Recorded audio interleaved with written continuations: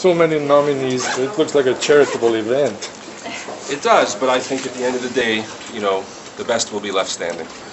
I'm suggesting that I'm going to be the one candidate that presents some real choices to Toronto. I think people have started to see that since last night, and the first story went out.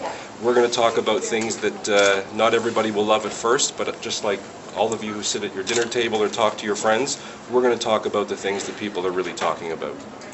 How are we going to build these LRTs and subways and bus lanes? It's going to cost money, and like everything in life, you have to make an investment. So when I look at the news on the weekend with Kathleen Wynne, and provincially, municipally, nobody will tell any of us who's going to pay for all of these lines, and you know, taxes won't go up. It's a bit of a bizarre notion to me that we're not going to pay for these things that'll make Toronto great. So how would you pay for them?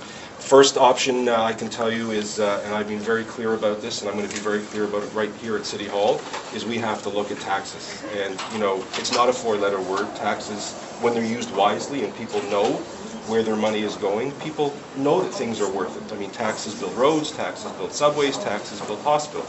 You know, I can tell you, as much as Sideshow Rob is interesting, it doesn't really interest me. I'm much more interested in what will make this city great 5-10 years from now, so he's not that interesting to me. I don't do things to fail, and I'm here to give it my best shot, and I think when people look us up, and I think when people hear what we have to say about taxes, tolls, as much as people, you know, not everything is about the comment section. There are reasonable people in this city, and I think I'm going to talk about the things that you're all talking about to each other.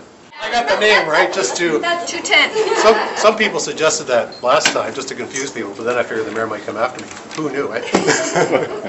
Russ, why do you want to be elected to council? Well, I think we've had a bit of a circus the last few years, and I think Toronto really thrives on its strong neighborhoods, and I think we have to get back to that. I think we have to empower people in local communities to be involved in their community. I think there's been a number of people in my community who say, well, City Hall is so remote, so distant. I think we've got to increase engagement among citizens. I know particularly in our community, I run a youth center. A lot of youth are saying, well, politics isn't for them. It doesn't meet their issues. We have to make it meet their issues. That's what's important. And you live I think what I bring and what I've shown in my work is an ability to work well with people of all political stripes in order to galvanize people around specific issues. We have some very acute problems in our community, transit being obviously a key one. That's right across the city. So when you see the waste that the Scarborough extension is and realize the impact that's going to have on a really viable LRT system for the city of Toronto, we have to move in that direction.